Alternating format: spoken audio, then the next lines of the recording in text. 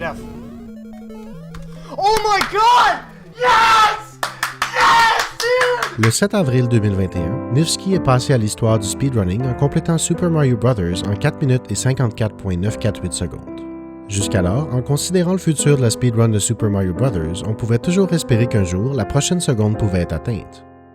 Pas cette fois-ci. 4,54 est la speedrun parfaite. Au premier coup d'œil, vous pourriez vous demander si cette speedrun est légitime, pourquoi elle est si impressionnante et pourquoi 4,54 est la limite pour ce jeu. Répondons à toutes ces questions et bien plus. Voici le record du monde de Super Mario Bros. Expliqué.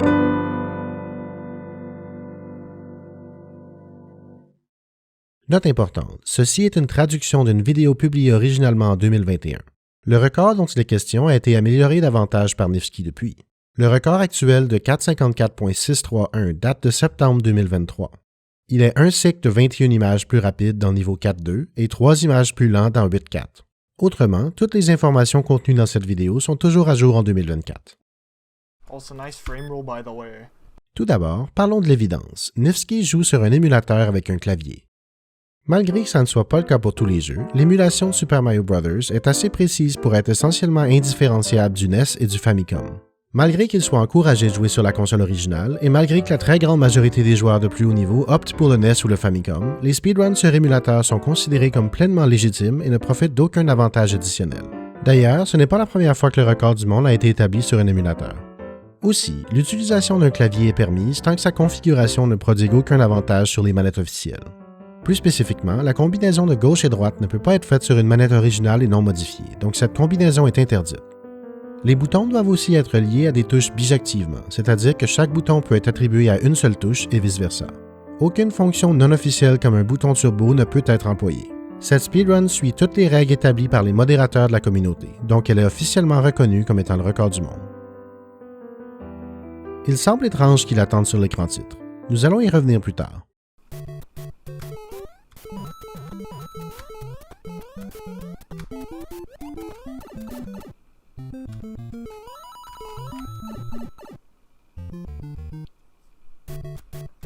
Thanks for the good luck, Weird Champ 404. Voici la première technique majeure de cette run, la faille du drapeau. Normalement, le drapeau doit descendre avant que Mario puisse continuer, mais cette technique saute cette animation. Le drapeau descend jusqu'à ce qu'il atteigne ce point, mais une autre condition a aussi été programmée, quoique jamais utilisée. Si Mario atteint cette hauteur, le drapeau arrête aussi, et Mario saute du mât. La base du drapeau empêche cette condition d'être atteinte, donc peu importe à quelle hauteur Mario attrape le mât, le drapeau va toujours descendre jusqu'en bas. Par contre, en entrant à l'intérieur de la base, aussi appelé un clip, il est possible de toucher le mât et remplir la condition alternative pour arrêter le drapeau en même temps, ce qui sauve environ 20 images. Le jeu a une fréquence de 60 images par seconde, donc ça sauve un tiers de seconde. Mais comment Mario peut-il entrer dans la base du drapeau? Grâce à la façon avec laquelle le jeu gère les collisions. Allons-y étape par étape en commençant ici. Pour que la faille du drapeau fonctionne, la position de Mario doit être dans un intervalle très précis d'environ un quart de pixel.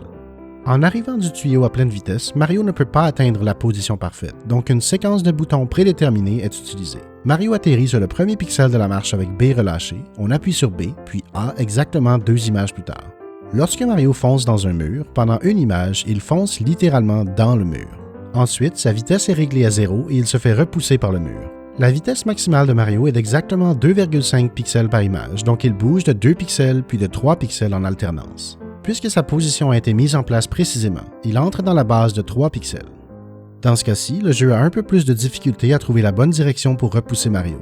Donc, il regarde sa vitesse actuelle et le repousse dans la direction opposée. Or, Nifsky appuie à gauche. Donc, Mario entre dans le mur par 3 pixels, puis sa vitesse est réglée à 0.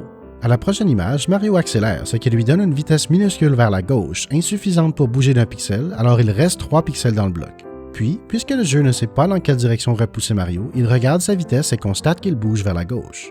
Donc, il suppose qu'il est entré dans le mur par la droite et le repousse vers la droite, l'entraînant davantage dans le bloc. Ce déplacement est beaucoup plus important que sa vitesse vers la gauche, donc le résultat net est un mouvement vers la droite. Au total, puisque Nifsky doit ralentir dans les marches pour préparer sa position, la faille du drapeau sauve 15 images par rapport à sauter directement sur le mât. Mais en exécutant cette technique, il se place 21 images devant un niveau 1-1 autrement parfait. D'où vient le temps additionnel? Vous l'avez deviné, il est temps de parler des cycles de 21 images. Le jeu utilise beaucoup de compteurs pour réguler toutes sortes de systèmes. Il y a les compteurs courts pour les animations, le temps restant et même les bulles d'air sous l'eau. Puis il y a les compteurs longs, comme pour la durée de vie d'un bloc multisous, le temps restant à une étoile, la période d'invincibilité après avoir perdu son champignon et la durée de l'écran noir entre les niveaux. Les compteurs courts mesurent chaque image et les compteurs longs sont gérés par un cycle global de 21 images. Par conséquent, la durée exacte d'un compteur long est variable, puisqu'elle dépend de l'état du cycle global lorsqu'il est réglé. Les ennemis utilisent aussi des compteurs longs, comme le délai pour qu'un Koopa se réveille, le temps entre les sauts d'un pot de boue et le temps qu'un Hammer Brother prend pour charger Mario. Un de ces ennemis est le drapeau étoilé, qui règle un compteur long à 6 lorsqu'il sort du château. Donc, le jeu attend le nombre d'images restantes dans le cycle global, puis 5 cycles complets supplémentaires avant de se rendre au prochain niveau. Ainsi, peu importe le moment exact où Mario termine un niveau, le jeu effectuera toujours la transition de niveau sur un multiple de 21 images. Cette particularité est connue sous le nom de la règle des 21 images ou en anglais Frame Rule. Un cycle de 21 images dure environ 0,35 secondes. Les cycles ont des ramifications importantes dans le fonctionnement des speedruns de haut niveau de Super Mario Bros. Ils font la différence entre les stratégies qui sauvent du temps et celles qui n'en sauvent pas. Ils offrent un minimum d'indulgence à certains moments et requièrent brutalement la perfection absolue à d'autres. Tout dépend de la quantité d'images qui peuvent être perdues sans rater le cycle optimal. Dans 1.1, le nombre magique est 3 images, ce qui laisse un minimum de marge de manœuvre pour que la section souterraine soit presque parfaite sans être exactement parfaite. No way. I'm dreaming, right? I have to be dreaming. There's no way. There's no way I'm not dreaming right now. There's no way.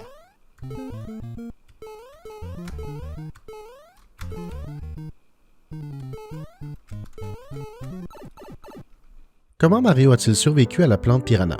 La raison est simple. La plupart des ennemis dans Super Mario Bros. Ont des masques de collision assez petits, mais ceux des plantes piranha sont particulièrement minuscules. Ça pourrait être une erreur, mais c'est sans doute une décision prise spécifiquement par indulgence envers le joueur. Même si les sprites se chevauchent visuellement, les masques de collision restent distincts. Cette technique est appelée le clip du tuyau. D'une certaine manière, elle fonctionne d'une façon similaire au clip pour la faille du drapeau, mais il y a 2 différences clés. D'abord, Mario doit sauter moins haut que 2 blocs, ce qui peut seulement être fait en marchant et en appuyant sur A pendant une seule image. Mais puisqu'il marche, il ne peut pas entrer dans le mur suffisamment pour être attiré à l'intérieur. Heureusement, il y a un petit détail qui le rend possible quand même. Lorsque Mario saute vers une plateforme, tant qu'il monte, le coin ne va pas le bloquer. Cette condition a été programmée spécifiquement pour lui permettre de conserver sa vitesse s'il accroche à peine le coin d'une plateforme sur laquelle il saute. Dans ce cas-ci, puisque Mario saute si bas, il n'atteint pas le dessus du tuyau. Dès qu'il n'a plus d'inertie verticale, le mur le repousse, alors Nifsky appuie à gauche pour se faire attirer. Ceci est un appui d'une image précis à l'image et Mario doit être complètement dans le mur avant d'atterrir. Lorsque Mario est dans un mur et sur un bloc, le jeu le repousse à moins qu'il soit entré entièrement. Dans le cas de la faille du drapeau, Mario saute immédiatement en touchant le sol, mais sauter n'est pas une option valide dans ce cas-ci. L'arc de son saut lui donne tout juste assez de temps pour se faire attirer au complet. Maintenant que Mario est entièrement dans le mur, il peut courir à droite normalement. Les murs sont faits de blocs individuels sur lesquels Mario peut se tenir. Lorsqu'il sort, il ne peut pas immédiatement entrer dans le premier tuyau parce que la zone de téléportation n'est pas encore chargée. Vous pouvez appuyer sur pause pour lire une explication détaillée de ce qui arrive s'il le fait et pourquoi. La zone de téléportation est chargée lorsque l'écran se déplace suffisamment vers la droite, ce qui explique le détour que Nifsky emprunte. Pour retourner au tuyau le plus rapidement possible, Mario frappe ce tuyau pour arrêter son inertie, puis accélère à reculons. Dans ce jeu, Mario accélère 2 fois plus rapidement dans la direction opposée, donc en faisant face à droite et en accélérant à gauche, il peut sauver du temps. Nifsky veut aussi sauter à l'image précise où il atterrit pour empêcher Mario de se retourner. Mais si on regarde de plus près, on constate qu'il saute sur la deuxième image. Pourtant, Mario ne se retourne pas. C'est parce que Nifsky appuie à gauche et en bas. Ça lui donne un avantage très spécifique. Lorsque Mario est dans les airs, il accélère à gauche. Mais lorsqu'il atterrit, le bouton en bas est traité en priorité, donc le bouton à gauche ne fait rien. Appuyer à gauche et en bas est une mesure de sécurité qui échange un peu de vitesse pour une meilleure accélération. Sauter en retard perd quand même 1 ou 2 images, mais il y a 5 images de jeu pour atteindre le cycle optimal. À cause du détour pour charger la zone de téléportation, cette technique extrêmement difficile sauve finalement un seul cycle de 21 images par rapport à l'alternative banale de passer par au-dessus. 8 for 12, that is 66%. Pogger.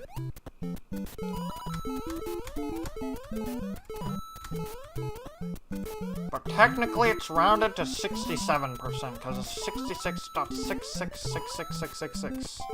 So technically it rounds to 67%. 1% more. Let's go. Cette faille du drapeau fonctionne exactement comme celle dans 1.1 avec la même séquence de boutons.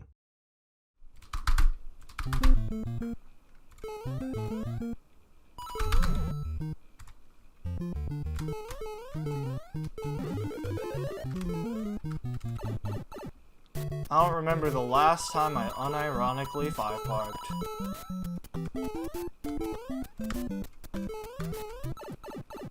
Il y a beaucoup de choses à expliquer ici. D'abord, la téléportation est correcte. Ce tuyau devrait normalement amener Mario dans une salle bonus souterraine, mais l'amène plutôt dans la zone de téléportation, ce que la vigne est censée faire. Lorsque plusieurs sous-zones existent dans un niveau, le jeu tient compte de la sous-zone active en utilisant la position de l'écran. Le point où la destination passe de la zone de téléportation à la salle bonus est ici. En déplaçant Mario plus à droite sur l'écran, on peut entrer dans le tuyau pendant que l'écran est encore derrière ce point, ce qui saute l'animation de la vigne sur le prochain écran et sauve quelques secondes. Nifsky déplace Mario à droite en entrant dans ce mur. Quand le jeu pousse Mario à droite à cause de la collision avec un mur, il le fait sans bouger l'écran. On peut amener Mario complètement à droite de l'écran de cette façon, mais puisque c'est plus lent que de courir, Nifsky veut le déplacer de la plus petite distance qui rend la téléportation incorrecte possible. Finalement, cette partie-ci est plus complexe qu'il n'y paraît. Il est crucial de faire sortir la vigne parce qu'elle empêche la plante dans ce tuyau de sortir. Super Mario Bros. Peut charger jusqu'à 6 objets en même temps. Lorsque la plante doit être chargée, la vigne n'a pas encore été déchargée et il y a 6 objets chargés. Donc, la plante n'est pas chargée et la voie est libre pour Mario. Mais entrer dans le tuyau n'est pas une tâche facile non plus. L'écran se déplace en suivant le mouvement de Mario, et lorsqu'il entre dans un tuyau, l'écran conserve son inertie, ce qui empêche la téléportation incorrecte de fonctionner. Pour éviter ça, Mario doit s'arrêter complètement d'abord. Puisqu'il est déjà tout juste assez à droite pour permettre à la faille de fonctionner, ça laisse une tranche mince de quelques pixels pour s'arrêter complètement. Une fois dans la zone de téléportation, le reste est plutôt facile. Toucher le mur du fond semble lent, mais c'est en réalité environ aussi rapide que de se retourner le plus rapidement possible et beaucoup plus facile. 3 for 3.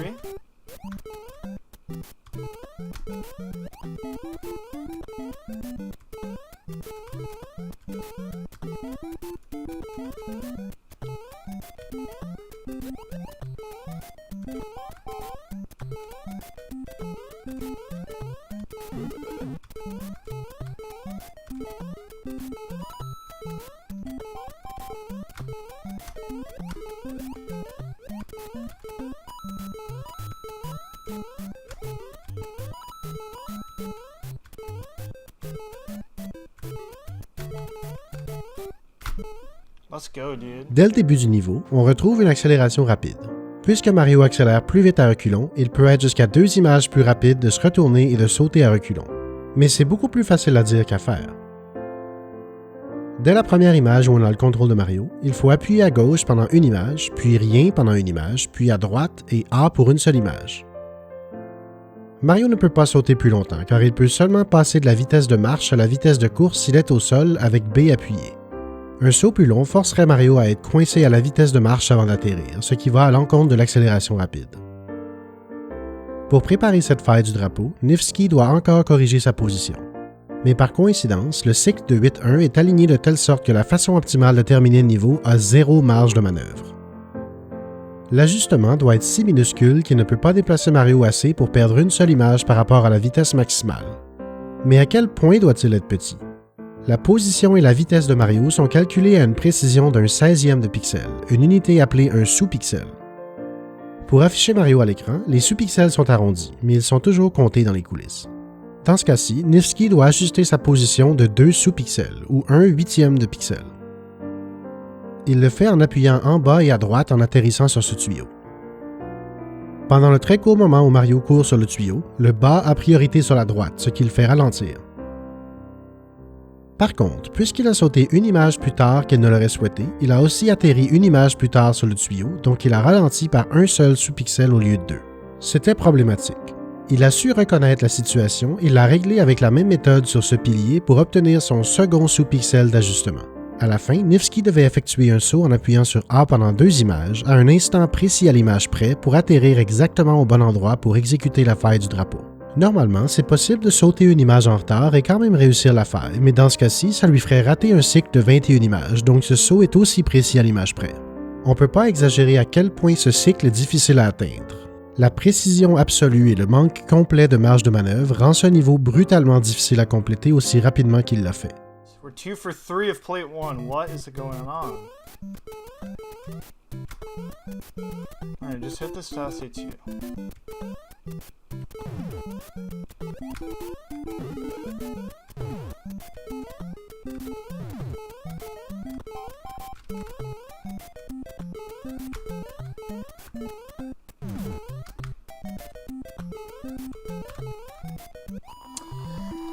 Holy cow. Voici la faille du Bullet Bill et voici comment elle fonctionne. La séquence de fin de niveau est divisée en 4 parties. D'abord, le drapeau descend jusqu'à ce qu'une des 2 conditions soit remplie. Puis, Mario saute du mât et marche jusqu'à ce qu'il atteigne un bloc solide, normalement celui-ci. Il est alors amené au fond de l'écran, ce qui le fait disparaître derrière le château et le temps restant est transformé en points. Finalement, le drapeau étoilé sort du château et compte 6 cycles de 21 images avant d'effectuer la transition vers le prochain niveau. Avec la faille du Bullet Bill, Mario se retrouve à l'intérieur de la base du drapeau parce qu'il se déplace vers le haut, grâce à la même mécanique que plus tôt. Il est assez haut pour toucher le mât et commencer la séquence, mais pas assez pour sortir du bloc. Dès qu'il n'a plus d'inertie vers le haut, il se frappe au bloc et se fait éjecter à gauche. En plus, puisqu'il a atteint un bloc solide, la 3e phase est déclenchée immédiatement, ce qui saute non seulement le drapeau qui descend, mais aussi la marche vers le château et sauve 2 secondes et demie. Un saut normal est trop haut pour ça, c'est pourquoi il doit le faire en rebondissant sur un ennemi à la place. L'attente nécessaire annule en bonne partie le gain de temps, donc le gain réel est de 3 cycles ou 1,05 secondes par rapport à terminer le niveau normalement. Ceux d'entre vous qui se sont familiarisés avec les speedruns de Super Mario Bros. Connaissent déjà cette faille, mais cette fois-ci, elle est différente. Cette version de la faille du Bullet Bill est un cycle plus rapide que ce qui se faisait pendant 7 ans, et voici pourquoi. Le canon fait feu à des moments au hasard, mais il se trouve que ces moments ne sont pas réellement aléatoires. En gros, le jeu utilise une fonction récursive de génération de nombres aléatoires qui commence toujours au même point lorsque la console est démarrée. La fonction génère ainsi la même séquence de nombres dans le même ordre à chaque fois. Donc, si le jeu appelle un nombre aléatoire pour décider de l'issue d'un événement aléatoire, le résultat peut être contrôlé en manipulant le moment exact où l'événement se produit. Mais dans ce cas-ci, ce n'est pas suffisant. Le canon tire en fonction d'un compteur qui appelle un nombre aléatoire pour chacun des 3 premiers emplacements d'objets qui est libre. Il y a plusieurs façons de changer lesquels de ces emplacements seront libres sans ralentir. Donc, en chargeant le canon à un moment précis et en manipulant les emplacements d'ennemis, on peut faire tirer un Bullet Bill vers la droite le plus tôt possible. Vous vous souvenez de l'écran titre où Nifsky a attendu une seconde de plus? C'était pour cette raison. Le chronomètre des speedruns de Super Mario Bros. Commence officiellement à l'image où le temps apparaît au début du niveau 1-1. En commençant sa run précisément 4,32 secondes après avoir démarré le jeu, Nifsky prépare la génération de nombres aléatoires parfaitement. Maintenant qu'il atteint le canon à un moment spécifique, il doit aussi manipuler les emplacements d'objets. Pour ce faire, il effectue un saut complet sur cette marche pour empêcher Lakitu de lancer un Spiny. Le Koopa suivant sera chargé à sa place. Puis, sauter sur ce Koopa le fait se retourner et aller vers la droite, ce qui le fait se décharger plus tard qu'autrement. Finalement, Nifsky évite tous les autres ennemis dans le niveau. Cette manipulation prépare les nombres aléatoires et les emplacements d'ennemis parfaitement pour que le canon tire exactement comme prévu. Un autre élément qui rend ce cycle rapide possible est cette série de sauts. Mario atterrit sur le premier pixel du bloc, puis 2 sauts précis à l'image près lui permettent de traverser cette section en ralentissant à peine. Et tout ça est encore insuffisant. Le dernier détail qui fait tout fonctionner est la façon avec laquelle il rebondit sur le Bullet Bill. Les anciennes méthodes sautaient sur le milieu du boulet, mais dans ce cas-ci, ce serait trop lent pour atteindre le cycle optimal. Nifsky doit plutôt toucher au boulet juste au bout, le plus tôt possible. Ici, on peut voir que Mario passe à travers du boulet avant d'atterrir dessus. Ce phénomène est causé par le fait que le jeu traite les collisions avec les objets seulement une image sur 2. Pendant cette image, la collision n'est pas traitée. À la prochaine image, Mario atterrit sur le boulet. Pour que la faille du Bullet Bill fonctionne, Mario doit atterrir sur le boulet à la 2e image. Ce problème de parité d'image, appelé le pile ou face, causait par le passé l'échec de la moitié des tentatives, mais ce n'est plus vraiment un problème désormais. Le niveau complet a 0 marge de manœuvre, donc si la collision était traitée sur 7 images à la place, ça voudrait dire que Nifsky était déjà trop lent de toute façon. Par contre, c'est aussi la raison pour laquelle cette séquence de boutons a dû être changée d'un saut complet au milieu des marches à un saut de 3 images à partir d'en haut. Les deux méthodes peuvent fonctionner, mais elles fonctionnent à des images opposées. Sur une image où le saut complet fonctionne, le saut de 3 images échoue et vice-versa. Dans ce cas-ci, le saut de 3 images est celui qui fonctionne. Un dernier détail, Nifsky devait aussi ajuster sa position par 2 sous-pixels, ce qu'il a fait en appuyant à gauche pendant une seule image 2 fois en attendant le boulet. Latest split.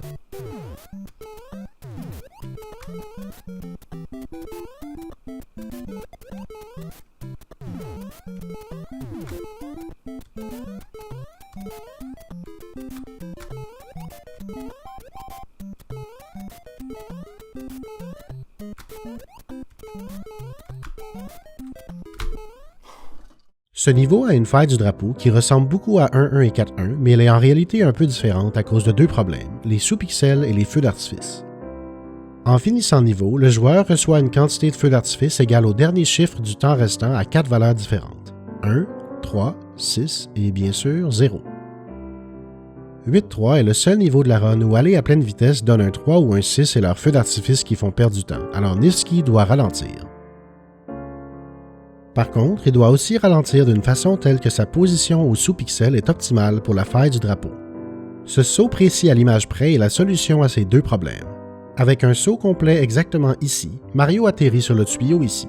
Puis, tout ce qu'il a à faire est de relâcher B dans les airs et réappuyer pendant qu'il tombe du tuyau. Ceci ralentit Mario à la vitesse de marche jusqu'à ce qu'il arrive par terre, ce qu'il ralentit juste assez pour terminer avec un temps de 242 tout en ayant la position parfaite pour la faille du drapeau. Dans le niveau 8.4, la durée de la run n'est plus dictée par des cycles. Puisque le chronomètre s'arrête dès que Mario touche à la hache, chaque image compte. Come on, dude. Stay calm.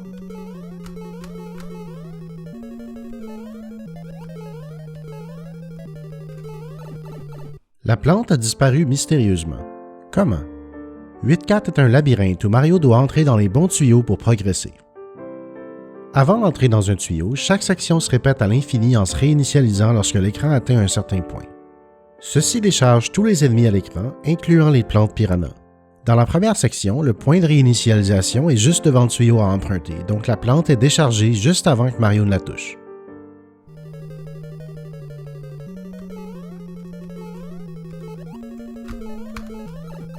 Ce saut est précis à l'image près. Nifsky ne peut pas sauter avant de descendre du tuyau parce qu'il doit d'abord traverser la limite de vitesse de marche et ne peut pas sauter plus tard sans foncer dans le prochain tuyau. Ceci est un saut mural.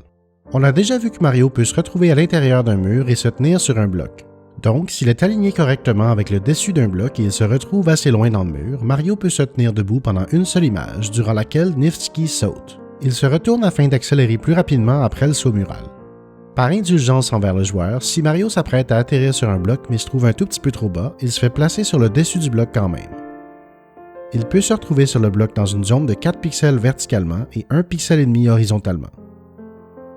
Mario peut se tenir sur un bloc jusqu'ici, ce qui représente 2 pixels à l'intérieur d'un mur. Comme il peut aller à 2,5 pixels par image, il peut se retrouver jusqu'à 3 pixels dans le mur. Si ça arrive, le saut mural peut être exécuté dans un délai de 2 images au lieu d'une seule. Mais ici, Nifsky est seulement 2 pixels dans le mur, donc le saut doit être parfait.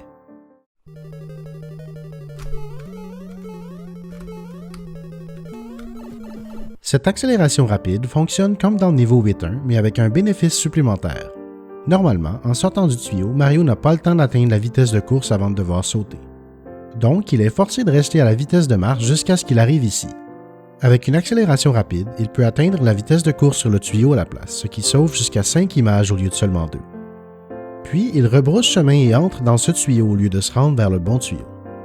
Le fonctionnement est à l'inverse de la téléportation incorrecte de 4.2, mais c'est essentiellement la même chose. La section où Mario sera envoyé en entrant dans un tuyau est mise à jour lorsque l'écran atteint ce point. C'est plus rapide d'amener l'écran à cet endroit puis de retourner dans ce tuyau plutôt que de continuer vers le tuyau prévu, donc c'est ce que Nifsky fait. Il fait même défiler l'écran par 1 pixel de plus que le minimum requis, ce qui lui coûte quelques images. S'il avait été 1 pixel trop court à la place, la run aurait été ruinée, donc même s'il vise le pixel parfait, il vaut mieux aller trop loin que ne pas aller assez loin.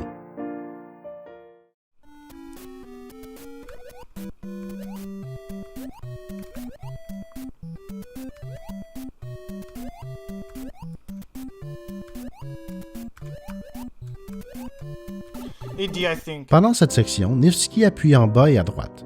Pendant que Mario nage, le bouton de droite est priorisé et lorsqu'il touche le sol, le bouton en bas est priorisé. Mais pourquoi faire ça? La raison est simple. Lorsque Mario touche le sol sous l'eau, il ralentit à la vitesse de marche instantanément si le bouton de droite est appuyé et ralentit graduellement s'il n'est pas appuyé. Pour éviter de ralentir instantanément, lorsqu'il touche le sol brièvement, c'est plus efficace de tenir en bas et à droite plutôt que simplement à droite. Il doit aussi atterrir en avant du tuyau, sous peine de perdre 6 images ou même plus. Holy cow. Wait, what? 8F. Oh my god! Yes! Yes, dude! What? Oh my god! Oh my god! Peu importe ce que son chronomètre activé manuellement indique, le temps final de cette run est de 4:54.948. Le temps final est calculé sans l'ombre d'un doute grâce au motif des marteaux de Bowser. Comme tout autre événement aléatoire, les marteaux de Bowser sont dictés par la fonction nombre aléatoire qui est prévisible en sachant le moment exact où elle est appelée. Le motif peut être modifié davantage en sautant sur le Hammer Bro tôt, tard ou pas du tout. Nifsky savait exactement à quoi s'attendre, donc il a choisi de ne pas sauter sur le Hammer Bro pour obtenir un motif plus facile à gérer. Une liste complète des marteaux de Bowser a été créée pour chaque image possible sur une période de plus de 5 minutes. Pour atteindre ce temps, Nifsky s'est tenu sur les épaules des géants qui sont passés avant lui.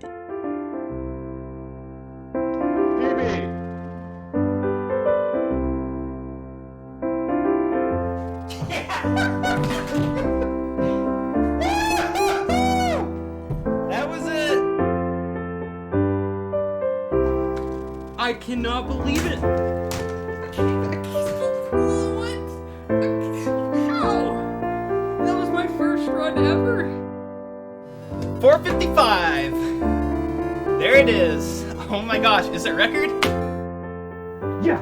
World record! World record! World record! Dude, I'm actually not even popping off that much. Il a fait un temps qui, seulement 2 ans plus tôt, était considéré presque impossible. Mais une question demeure sans réponse. Pourquoi est-ce que cette speedrun est parfaite? La réponse est très simple. Elle n'est pas parfaite.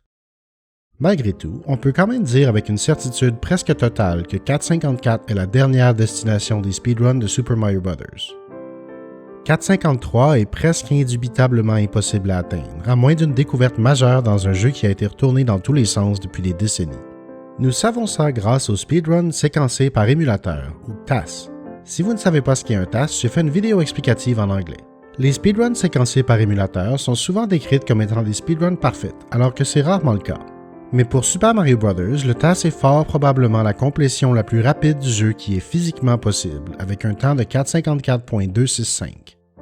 Maintenant, regardons la toute petite quantité de temps qu'il reste à sauver entre le sommet de l'humanité et la perfection absolue. À quel point est-ce que chaque niveau peut être amélioré? 1-1? Non. 1-2? Non plus. 4-1? Non. 8-1? Non plus. 8-2? Non. 8-3? Parfait aussi. Ça laisse donc 4-2 et 8-4. Dans 4-2, le TAS est un cycle plus rapide que Nifsky grâce à la bonne vieille stratégie de se buter à des blocs. Quand Mario fonce dans un bloc, l'écran arrête d'avancer pendant un peu plus longtemps que le temps où Mario arrête de bouger. Ceci lui permet de décaler sa position à droite par 7 à 10 pixels à chaque fois. Pour que la téléportation incorrecte fonctionne, Mario doit être décalé d'au moins 20 pixels par rapport à sa position habituelle, ce qui laisse un seul pixel pour s'arrêter et aller dans la zone de téléportation. Le TAS obtient 2 décalages de 10 pixels et atteint le tuyau vers le 8e monde avec 5 images de jeu. Ici, nous allons dévier de la vidéo originale pour parler du record actuel, établi en 2023. Il utilise une stratégie alternative qui, lors de la sortie de la vidéo originale, avait été développée très récemment et n'avait pas encore été incorporée dans la run. Elle requiert un décalage très rare de 11 pixels sur ces blocs. Le décalage exact qu'un bloc peut donner dépend de plusieurs facteurs comme la position de Mario, ses sous-pixels et sa vitesse, même jusqu'à une précision d'un 16e de sous-pixel par image. Le mur pousse Mario de façon variable en fonction de sa position, et il va pouvoir bouger à droite plus tôt si sa position et sa vitesse en sous-pixels sont les plus élevées possibles. Si tout s'aligne parfaitement, un décalage de 11 pixels est possible. En combinant ce décalage mythique avec un saut mural à reculons sur le côté du tuyau pour un autre 9 pixels, un arrêt précis au pixel pour entrer dans la zone de téléportation et une accélération rapide parfaitement exécutée, 4-2 peut être complété sur le cycle parfait avec une image de jeu. Tout ceci était théorique jusqu'à ce que Nifsky le réussisse en temps réel. Après de nombreux mois de pratique, il a intégré ce cycle à la speedrun et a amélioré le record à 454.631. Yes! Yes! Yes! Oh my god! I did it! Let's freaking go! Le record actuel entre donc dans 8-4 à égalité avec le TAS, mais perd 3 images de plus dans le niveau lui-même. Le reste de cette vidéo se consacre au record de 2021. Dans 8-4, il reste 20 images pour égaler le TAS. Faisons une comparaison section par section. Dans la première salle, une double accélération rapide sauve 6 images par rapport à Nifsky. La première en sauve 5, la deuxième une seule. Dans la salle du saut mural, une accélération rapide peut sauver 2 images. Le saut mural de Nifsky était optimal, mais dans le but d'obtenir ce saut optimal, il a sacrifié une image pour préparer sa position parfaitement. Il y a donc un total de 3 images à sauver dans cette salle. Dans la salle du revirement, 2 images pourraient être sauvées avec une accélération rapide exécutée parfaitement. 6 images de plus pourraient être sauvées avec un revirement parfait et une accélération rapide vers la gauche, ce qui constitue une des améliorations restantes les plus difficiles. Il y a donc 8 images à sauver dans cette section. La salle sous l'eau peut être faite parfaitement relativement facilement comparée au reste du niveau. Nifsky a perdu une image en touchant le sol un peu plus que prévu. Finalement, une dernière accélération rapide dans la salle finale porte le total à 20 images. Et c'est tout. Outre ses 68 centièmes de seconde, aujourd'hui 37, la speedrun de Super Mario Bros. Ne peut plus être améliorée. Le record va encore être battu plusieurs fois. Mais alors que 8-4 se fait tordre jusqu'à la dernière goutte, chaque image deviendra exponentiellement plus difficile à sauver. L'ère où on franchit la barre de seconde en seconde est révolue, mais la course pour la perfection, elle, ne sera peut-être jamais terminée.